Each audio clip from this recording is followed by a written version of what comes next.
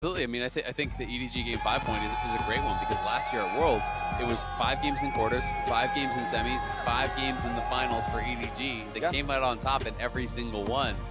So they definitely are no stranger with going the distance here in these VO5s. But I am really interested to see what the draft will be here. EDG not going to be doing the double ban towards Zeka. I think that's the reward he gets for having an incredible Azir game last game, right? You're not just going to ban out the Akali and the Sylas because he performed so damn well on the Azir. And it's EDG banning the Aatrox where it's like, look, our counters aren't beating Kingen, but Kingen's counter is sure as hell beating up Flandre, so all right, no one gets it. We're not winning that side of it after all. Never mind. Azir is still off the table. Victor could follow. We know Yuumi is so often more important. Yeah, it's probably going to be Yuumi based on everything we've seen so far, unless they really want to throw a wrench in the gears, but I wouldn't expect it. Yeah. Graves is available, though. You know, Kalista is available. Lucian Nami's available. There's so many high prio picks. Sejuani, another really big one for these teams, especially because both these mid laners do like playing, you know, the melee champs. And we know for sure Zeka would love to do that here. You know, he is on red side on 3. He could easily go towards Akali or the Sylas and pair that with that Sejuani, which would make it such a deadly combo. Graves Sylas would not surprise me in the slightest. The other option I was thinking about was EDG could just prioritize Aphelios Lulu as well, if they wanted to, but then the question would then come down to, does Scout feel like he has a deep enough pool that he can leverage from? Because the expectation right now is he's going to go Akali. You would look to try and pair the Sejuani up with those 2 melee solo laners so that she can really be enabled. But do you actually value making sure that Viper and Mako can have a bot lane where they can have a really strong performance on? And it's been really interesting because EDG hasn't always gone for the melee pairings with the Sejuani. Pioshik looking like he wants to go back towards Maokai potentially, so he will swap last second here to the Viego. So it is going to be an AD plus an AP pairing there. Going to be really, really nice for Zeka. And it's interesting because last time we were in this situation where Zeka was going for his mid laner into an already chosen Sejuani, he went Akali. I really was talking in that game, I believe it was game 2, that I preferred Sylas because of the stolen engage opportunity there. You can steal away the Sejuani ult, give yourself that potential to engage. You called out the potential for the Oh, this is the response. Okay, so this is actually really smart. I was thinking, what are they going to do if they then do Aphelios and Lulu? But EDG is sitting there and telling me like, well, you know what, we'll scrap the Lulu and we'll just lock in the Akali. So Scout on this Akali. It's going to be a big skill matchup in the mid lane. DRX hovering the Malphite right now. An old school answer into the Aphelios. So what's interesting, though, is Scout hasn't been a big Akali player this year. Fiora is going to come through as the top lane play. We'll see if they flex the Sejuani and Kennen comes through. That matchup clapped last time for Flandre, so we'll see if that ends up being the play yet again. But though he's got a historically good win rate on Akali back in time, it's only 8 total plays, and none of them are, you know, summer split onwards.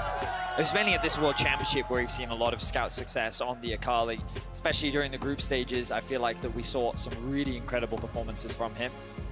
We'll see if he can look to emulate those performances here. The Renekton now being removed from the top side of the map. They're trying to limit some of the good matchups that can be played into Kingen's Fiora. Yeah, I wonder if they do go for the Kennen again, you know, because as you said, we saw that matchup earlier, I believe. It was Kennen into Fiora, right? Yeah, Yes. So definitely something that they might want to limit, but then if you do that, then you're not banning out the Alulu, right? So there's only so many options you can go towards.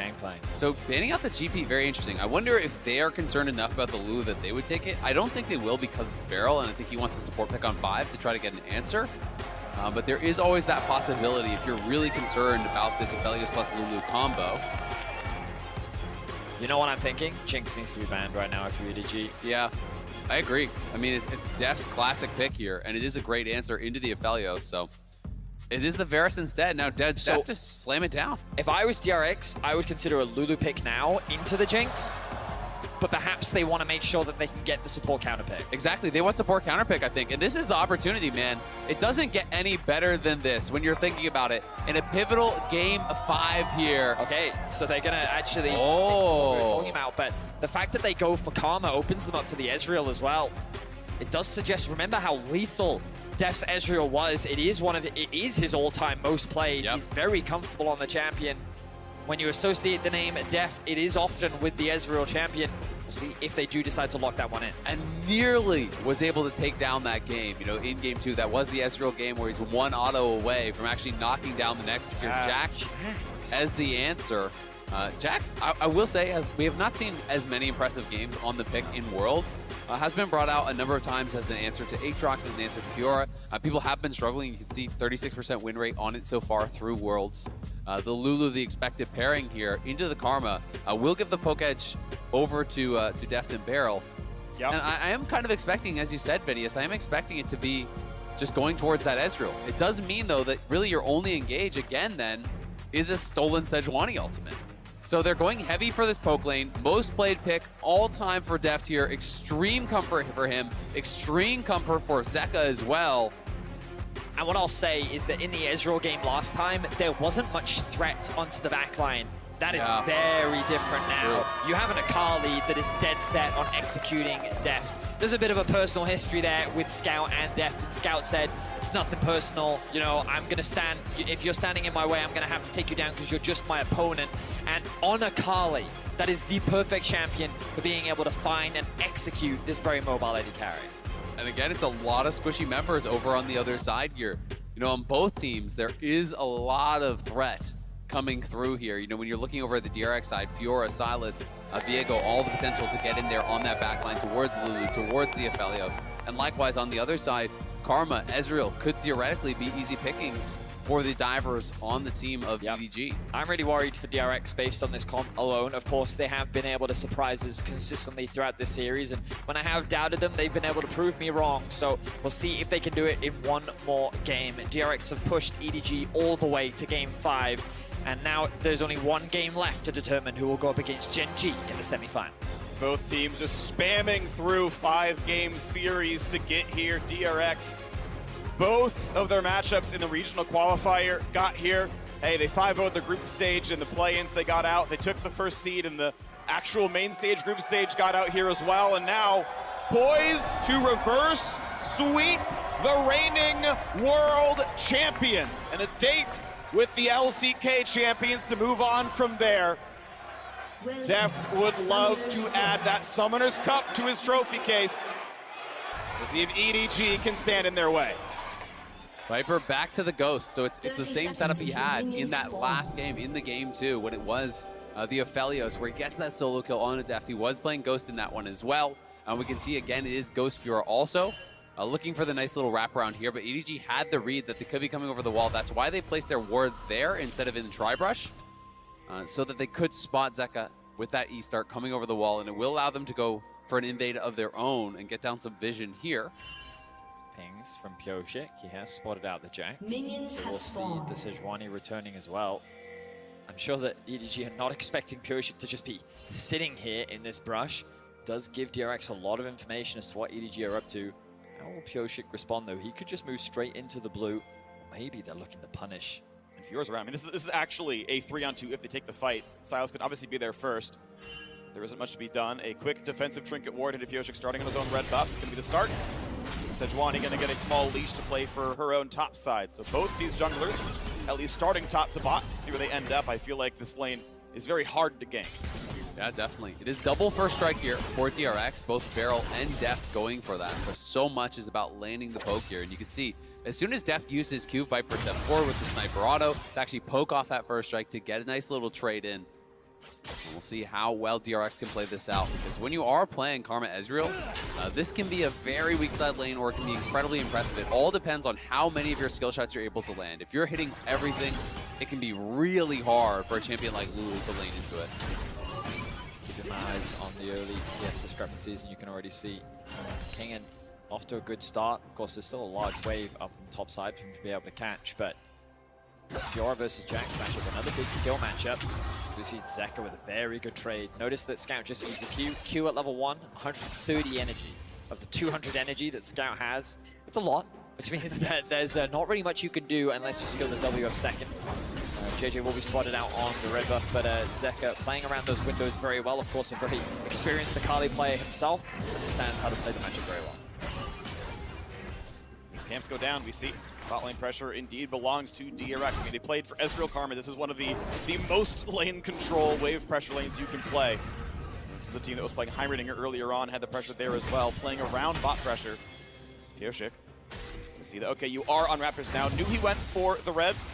Knew he had done 3 camps up to it. Knew which ones he cleared. His rep doesn't matter though. Scout playing far enough away. Realizes that Pioshik is indeed here in early control ward, spotted it out. Pioshik sees that no one is coming down towards him and will kill off the control ward. Yep, gonna be able to take away JJ's control ward there. JJ, though, can just go up towards topside, grab a scuttle of his own, so it will just be a trade of scuttles here. The Scout does have a little bit of push in the bot lane for DRX, of course, is having push of their own.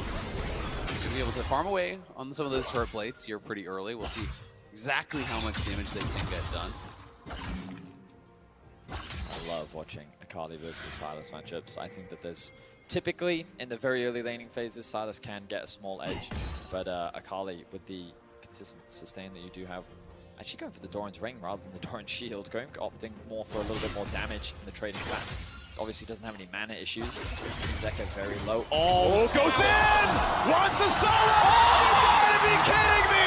Scout replace it! Might not have had Q! And Zeka gets the first blood. I don't think Scout had the energy for it. Energy. He ran out of energy. He went for the flash follow on the Q, but he didn't have it. We gotta watch that replay again. I want to see for sure, but I think he ran out of energy on the flash follow, and Zeka makes him pay in Game 5. It is Zeka with first blood in the 1v1 here.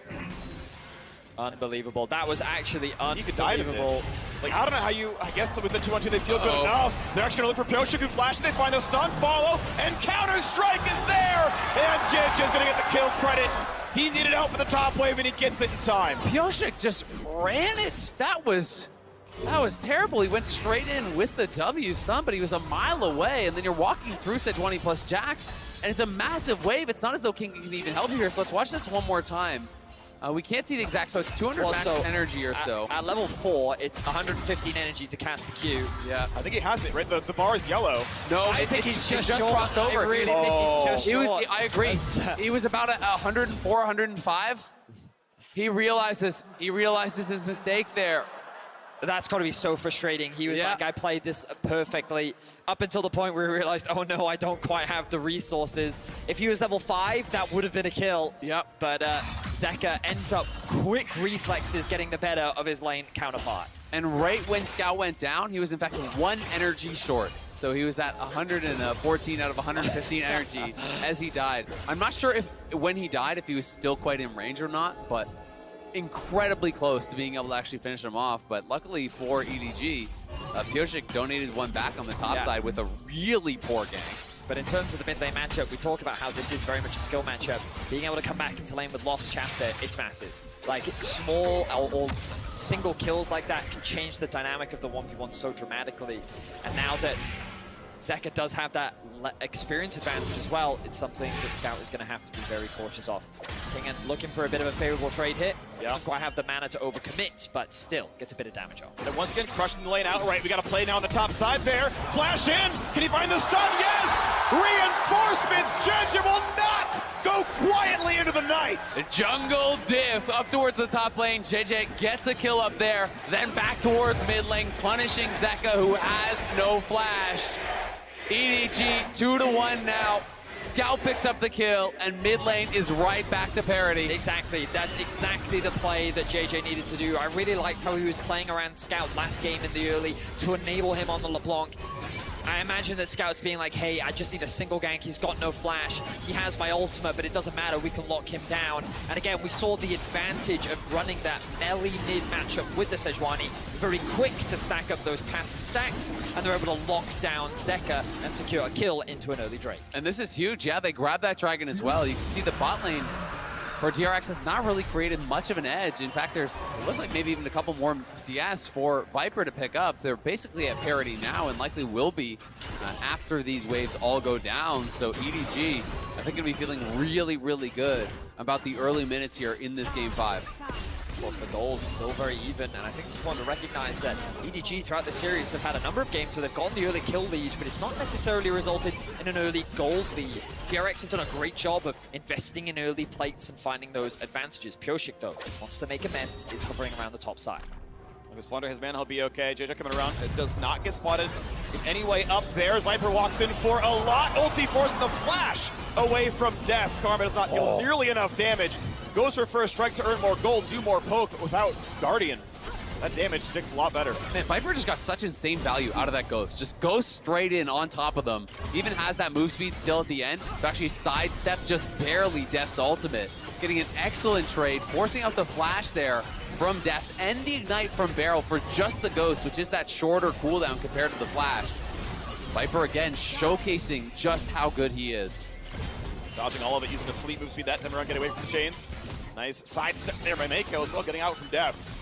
Of course, Tier Sheen is the buy you want in Ezreal, but running a bit low on mana. It means that this lane can get a little bit tougher for him, so you can't spam the Qs quite as hard. Pyosik coming around the bottom side, sees the red buff is up, goes, I think I got this one. Sejuani actually, other side of the map, will get a steal. Sejuani's looking like she's wrapping around towards mid, actually, you know, trying to pressure again, but has been spotted by that ward.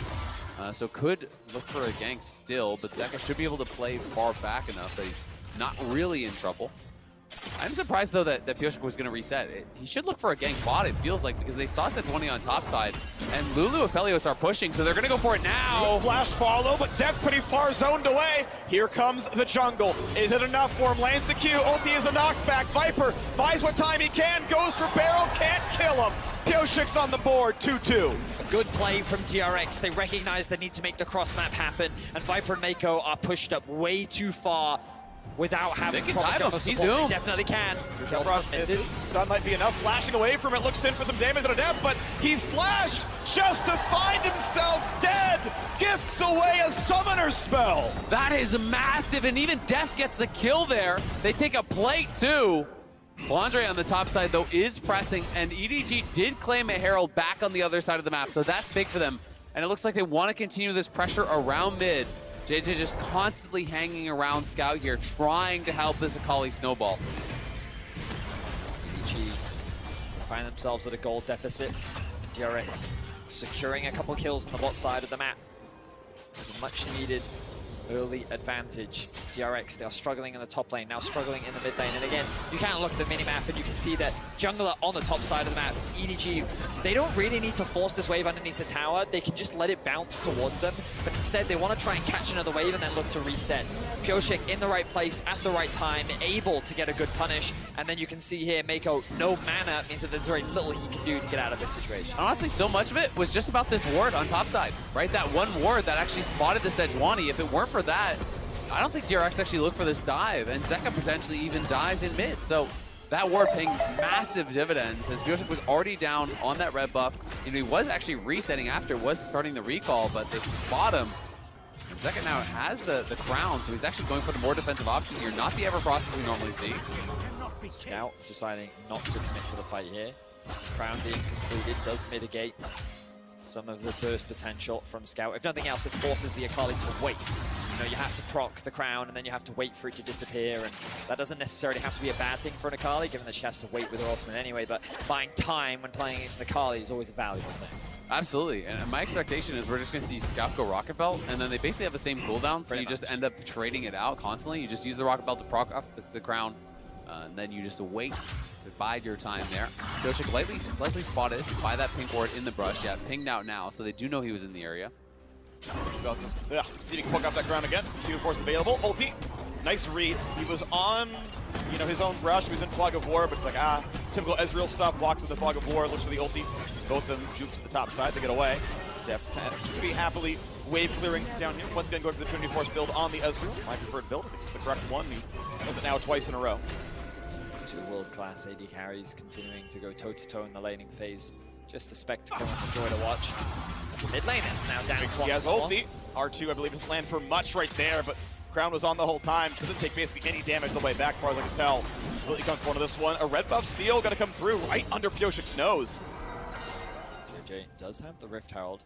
Kings are coming down into the mid lane. Scout does have the ultimate available. The Crown is there as well. Looks like Scout's just going to choose to reset. Oh, no, he actually wants to catch this wave. But look at the Lulu moving into mid lane as well. EDG is saying, Zeka, if you try to trade onto me, you are going to lose your life. Barrels lands the E. They can follow this one, but Zeka could also put him towards the turret, land the stun, get a big heal. No kill to be had. And I think they actually spotted Mako right there. That ward in mid lane caught the edge of the Lulu, so he wasn't going to go aggressive there. Karma was also moving down. Kingan, I think, spotted there by JJ. They spotted him, yep. Now hover now. Ward. DRX are all over the mid lane right now. 2 in the bot side river. Or is that the Dragon being started off? It looks like that it is. DRX looking to trade in terms of early objectives. JJ will be spotted on this ward, but this means an easy cross map for EDG. They have the Herald, they have a wave stacking up, and as Scout returns to the mid lane, there's very little that Kane can do to stop this. Yeah, I mean, with Diego so far away, that is the entire tower to the top side. So finally, Flandre getting a lot of reinforcements here, and JJ, he did attack the turret, so he is, of course, easily in local gold range, shares 400 to himself, not a full funnel towards the Jax here, but obviously up in the races. Yeah, I mean, it was Kingen who was winning that 1v1, actually ahead in the farm, despite the fact that Pioshik did give over that kill, the 1 assist to the Jax. But now with that Herald getting the first tower, obviously Jax going to be quite a bit ahead, but on the bottom side, they are at least trading some gold back here. Spell Thief's Karma, of course, anytime you have push, if you're playing Spell Thief's support, it's really nice to farm that gold off the tower. And it's their 4th plate now here, down in that 2v2. Definitely feeling really good about that. Won't be able to quite finish off the tower here, but we'll see exactly how much. Oh, he's actually staying in because the plates fell. Yeah, so it gets very weak there after 14. Well, look at that. First turn of the game did go EDG's way, but you can see DRX up 1,300 gold. Some of that sure is first strike on the entire bot lane, but honestly, looking very good here with Theft up 6 CS. 1-0 and 1 there as well. Scout gonna find his play on the top side. Hero comes across and gets many of the markers here. Has to flash away because that ulti tick could have guaranteed the rest of it. Kingen honestly burns a shorter cooldown. Zeka gonna force away Scout. Oh. The flash there, I think, was a little surprising, but recognized that Zeka and Pioshik were making their way up towards the top side of the map, and he realized that he was at a pretty significant numbers disadvantage. The good news is that it's going to be a long time before Kingdom can get to the bot side, because Scout interrupting his base means that Flandre has a huge amount of time here, and he should be able to secure this tower completely uncontested, meaning that EDG can equalize the gold a little bit easier.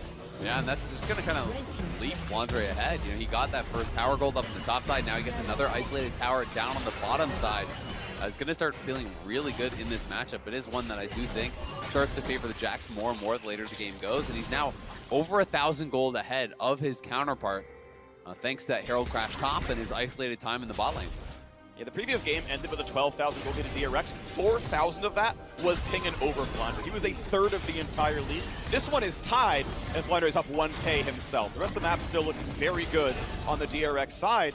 And unfortunately for EDG, they had not, in the prior games, found a lot off of Flandre's leads. His side laning hadn't gotten them much purchase. See that changes here to this one is going to get rid of the control ward and now playing for the second Herald. Okay, DRX in a position to contest this. Kingen has been brought up. The ultimate goes through, does some damage on a Mako. Zeka gets the Akali ult, can be an assassin. And now they've got the Jax around. A close fight. Who's going to win it is the question. He comes in to join the squad. Zeka, maybe in a bad spot, has burned his E, but they can't quite push him away. They want to bop off the shield, then find the rest. Looking for a spike combo here, claimed, but is it going to be enough now? Zeka jumps over the wall, stays alive, still a 5-on-5. Herald claimed, but will it matter? Good poke out of Def, good sidestep on that Q. Yeah, EDG able to claim it. DRX not willing or able to really fully commit to that. I think they were hoping to get more poke down and really try to push them off because they don't really have any go buttons here. You can't just run in with the Viego into that team. You'll just get burst down. So without JJ committing his ultimate or anything like that, there was not really a window for them to do it. EDG choosing to avoid the fight and just walk away with the objective. Overall, I think that they're going to be pretty happy with that. They can use this now to break open that mid-tier 1. Dragon spawns in about a minute's time, so they can hold it for that, making sure that they guarantee prio in the mid lane. Pioshik just hovering around Zeka. Zeka going for a bit of a cheeky trade underneath the tower. Yeah. But Scout now needs to... Oh, I'm actually surprised. I was expecting him to reset. He must be very close to having enough gold. Yeah, he is, in fact, very close to having enough gold to secure that upgrade, which means that he'll have the rocket belt ready for the Dragon spawning in a minute's time. Here comes the dive on in, wants final auto, gets the first stun! Nearly a kill and a Scout! Needs to get the shot! Oh! You gotta be freaking kidding me! Zeka crushes the 1-on-1 again! Back-to-back solo kills for Zeka in this 1v1. The first one, you could say, Scout overplayed his hand, but this time, Zeka, no tower involved, gets the outplay, gets the 1v1 solo kill. I'm telling you, the difference in that is whether he completed Rocket Belt or not. Like, the fact that he decided to commit to that rather than just looking for the reset, he wanted to keep the tower alive, and while he did do just that, he handed a kill over to Zeka. Beautiful play from the mid laner of DRX. Zeka, Silas, the man is built different on this champion. The respawn's come in time to play for it right now. Still close in gold. A flash forced away from Deft. Keep in mind, no cleanse means the escapes from Sejuani are not there. Herald charging to mid will nearly end mid lane turret. And we'll just see now. It's EDG moving into the river, trying to grab their second dragon here. Beryl does have the tether onto Flandre. Flandre could be taking a lot of damage here. Puts the ulti down, but still loses half his health bar. Nearly drops stones back to his team. You can see how much damage DRX can put down. And Kingen is here. Lulu ult required. He can't quite find his way in. But off of the disengage out of Beryl, Flandre can't fight, and DRX get the river. I mean, DRX just had such a good read on the situation there. The route from Beryl onto Flandre allows him to land so much poke, and then seeing that the ultimate was coming in from Viper, everyone on DRX backsteps, avoids the ultimate there from Viper, and they get that big HP advantage, but it is Flandre TPing back into the team. Scout on the flank. Has the ulti still, no flash, but that might not matter. 9,000 on the Drake.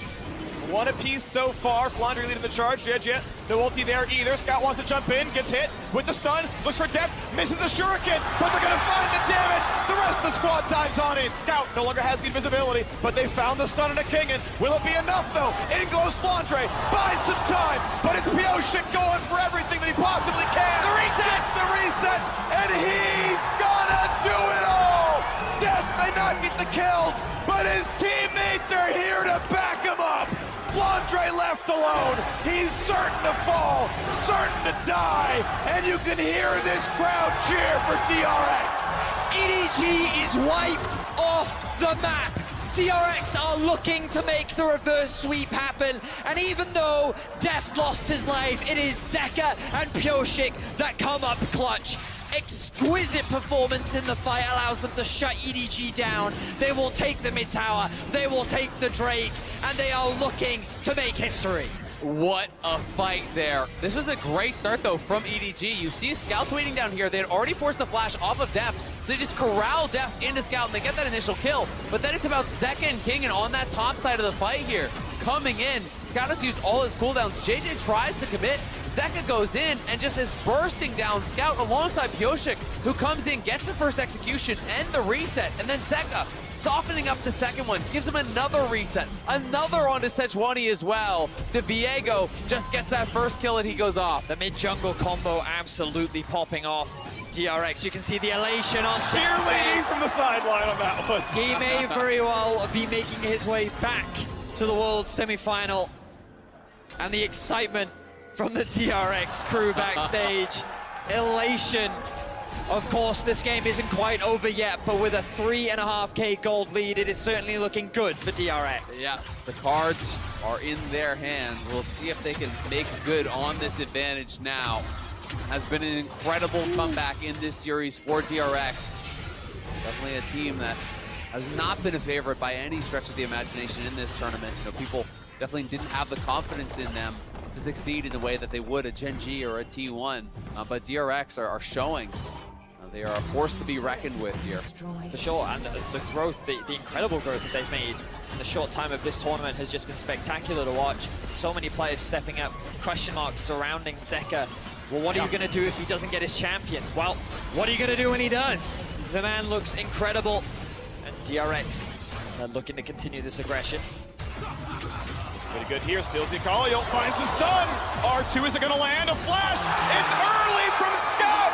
Zeka waits him out and says, why the hell did you give me Silas again?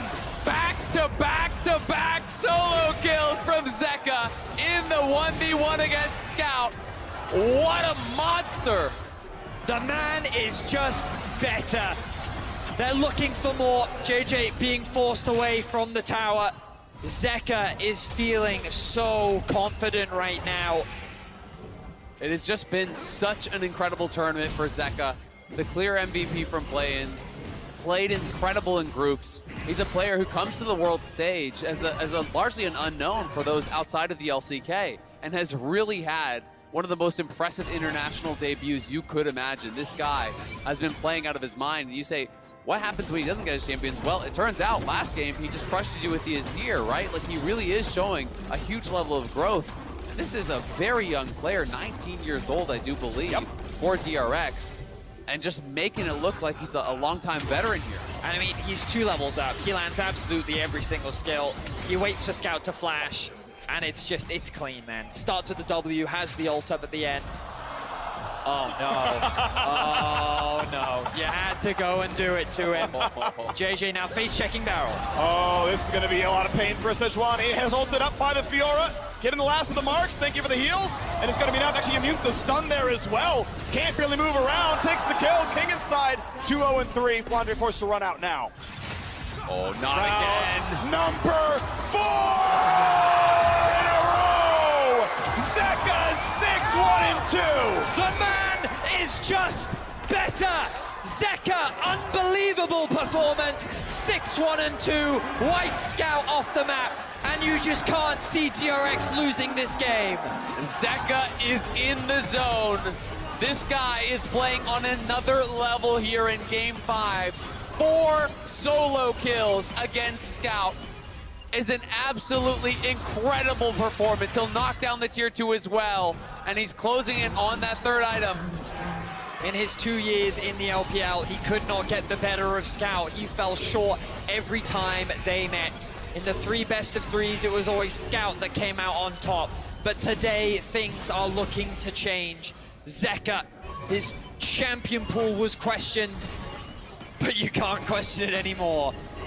I gotta point out, this is the first playoff match that he might even win. He didn't play a single postseason game in 2 years in the LPL and dropped out first round this year both times in the LCK. Regional qualifier, 5 games against KT Rolls to the first BO5 he wins in that metric. Goes to the final regional qualifiers in 5 games, beats Liv Sandbox. Now goes to the world stage against the reigning world champions. Goes game 5 there as well, and is the single biggest difference in the match. It is just incredible to watch here, and EDG feels like just falling apart a bit now, but Zeka's going in! Looking for the fight, he's got Scout's number, but is it gonna be too much? Has to for the stopwatch. Will he have safety? Will they have the team? Flashes back out, stun's not gonna land. A little bit of damage from Viper. Drake is alive. They find the stun, ult out for Pyosik, stays alive himself. Scout waiting the fog, waiting in his own shroud. He will get rid of the control ward if they get river control. That Mikhail's from Barrel was huge. He just completed it, was able to Mikhail's the Sejuani ultimate off of Pyosik there, keeping him alive, and Kingen now threatening the flank. They see him. Out of him. Can Viper do enough? Can Scout do enough? Ulti still saved on the Akali. Spots Barrel. That's the root. That's going to be enough damage. Follows the Eon in. Can he find the kill? Gets it. Scout's on the board. 4-12, but is it enough? Kingen's still on the wide. On the side. Gonna spot out Scout. Decent damage. Can blast plant bed over, but keep in mind, Scout has no way to heal back up. He needs to go back to base. He does have the teleport, and he can rejoin the fight. Exactly. He's got a TP back, and they have the Warmogs on JJ, so he's healing it right back up. EDG taking a commanding position in this area. Kingen is spotted, but Flandre's gonna mark him here. Kingen riposed a bit early. Q's back away, so that gets a blue buff. TP coming back in now. Jungler still alive. It is not Soul, but the stacks certainly matter. Claims it. Def pushed out. No Shuriken to land. But now they're zoned out of the fight, and there is no play to be had. Down 7,000 gold. EDG find a kill, and they get an objective bounty off the Drake. What a critical moment there for EDG. If you take this fight down this far, you lose it. The game is likely over. It would be the Baron as well for DRX. They get the 1 kill onto Barrel, and they keep their hopes alive here at Worlds, moving to their second dragon. It's still a terrifying position. Oh, they're going to start it. EDG to be in second. They're going to start level it. 16.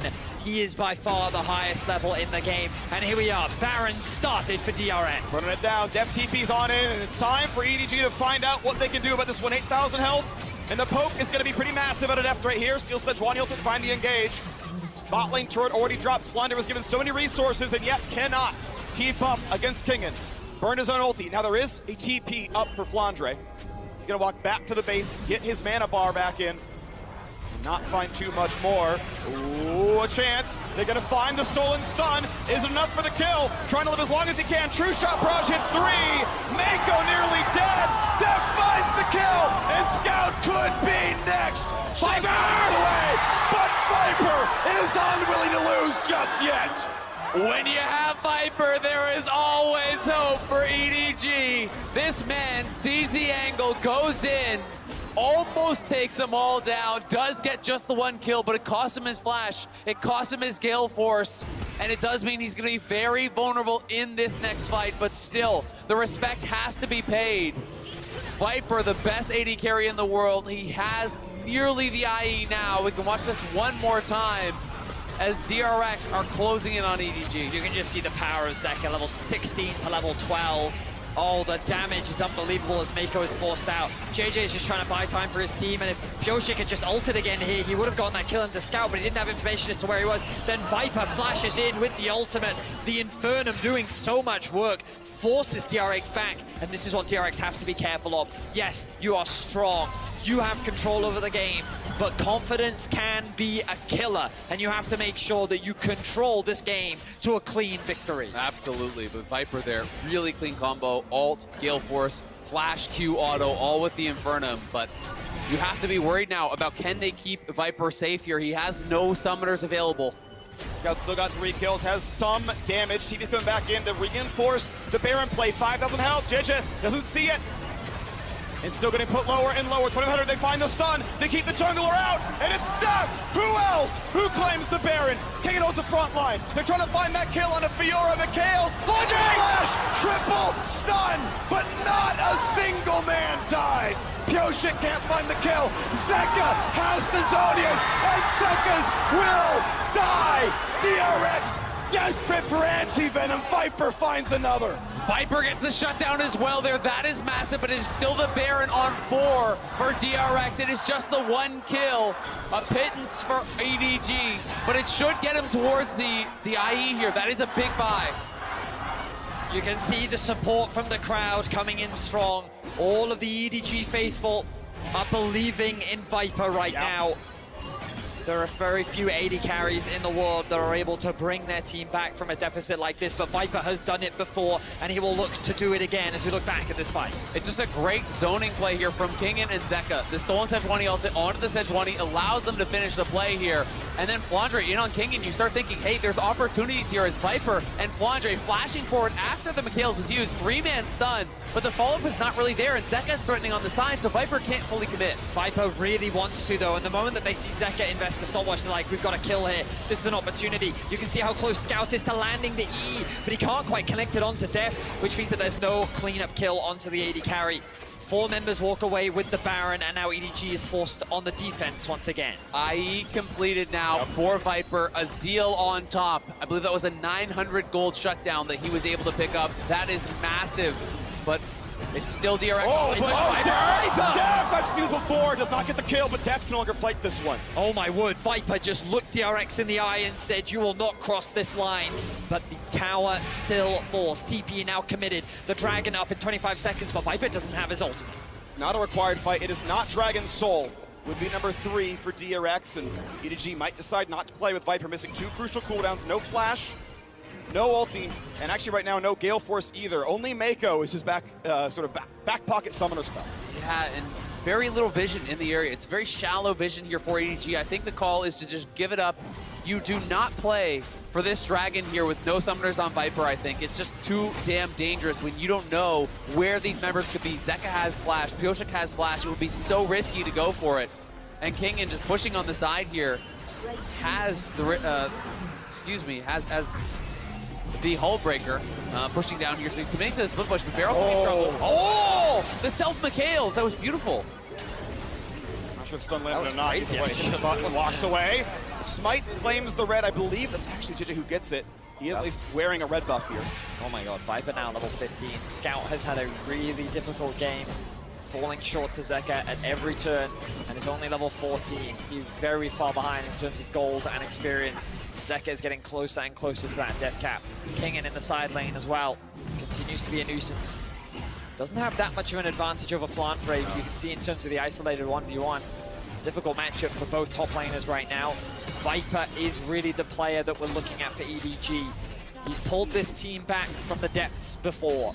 The main reason why EDG is considered a world-class team fighting team is because of this man in the bot lane, but he will be going up against Death, a world-class AD carry in his own right, looking to return to the semifinals after many years. The gold lead is significant, but the longer the game goes, the less it starts to matter here.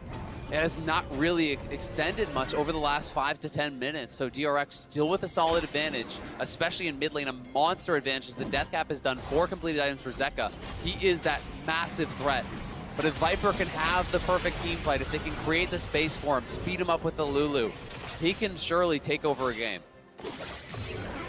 Not quite going to kill frontline as he is on the Zeal instead of something like the Last Whisper. Goes for Hurricane. He wants to hit all of the melee champions. It's against triple melee. That'll look really good with Inferno in a team fight where he hits everybody. That's actually going to be really, really good damage with killing everybody. Second now, it's 18. Really capping out here. Can build one more item, but max experience, yeah, has that death cap. Scout can't go anywhere near him. He can't. There's no way you win that 1v1. I mean, we've already seen Zeka tie the record for this year's Worlds for most solo kills, tied with 4. Robo had that. The all-time record is actually 6 from No Man, so we'll see if he can find 2 more to tie that one this game. Observers are pointing out the ward behind. Question is, do they know that Zeka's there? Well, they must know. They must have seen him looking around. Yeah. They definitely know. He's not going to overstay his welcome, though. He realizes that Fiora hasn't quite pushed in the bot wave. Oh, they're looking. Now they Looking know. for the stun. Only a slow, though. Zeka gets blue spited. Not going to matter. Loses the shell, but he's fine. A bit of blast plant. Back to safety. Had flash if he needed it. Doesn't matter here. Pyosik going to see Jeje.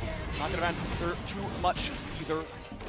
So they're just funneling more resources into Viper, trying to get him as much XP and gold as possible. You can see now he will have the Infernum, working towards those white guns after the purple one. Yeah, it's just all about the dragon fight. I don't think DRX are going to commit to anything unless they see an incredible opportunity they can't pass out. Because it's only 2 minutes here until this soul that they could grab. The Ocean Soul would mean a lot when you're playing these style of poke-comps. So a couple things is that Scout is very close to getting level 16, which is a big deal because it means 3 points in your ultimate, which is a lot more damage. On top of that, he's very close to securing the Zhonyas. With 3 items, sure, he's not going to be as strong as Zeka is, but he'll be strong enough to be a real threat to Deft. Note, though, that the stopwatch has been picked up for Deft, and that means he's going to have a lot more survivability, especially with his flash up for the next fight. Oh, look at this. Zeka going to start shadowing King in here, both level 18. Those soul laners for DRX are a threat here, to be sure. Zeka will get spotted by this ward, but can they retreat? Here comes Pyosik around. Side. Shirley has to get away as fast as possible. They know how much threat there is. Scout was back in base, stops to get his Zhonyas. 3 items to 4. He's a full death cap behind. It's the move towards Baron, though. DRX, the blue trinket is used, so they can clear that out, and now EDG just don't know. But it's Scout actually trying to go down towards bot side. They're going to try to see if they can find a pick, but if they spot Scout, it could trigger DRX to actually start up the Baron. 3 hits. What? Nako's nearly killable. I mean, Ravenous Hydra helped with that one as well. The extra splash coming through. Wait, Fiora's coming! Here comes King, but only kills a ward.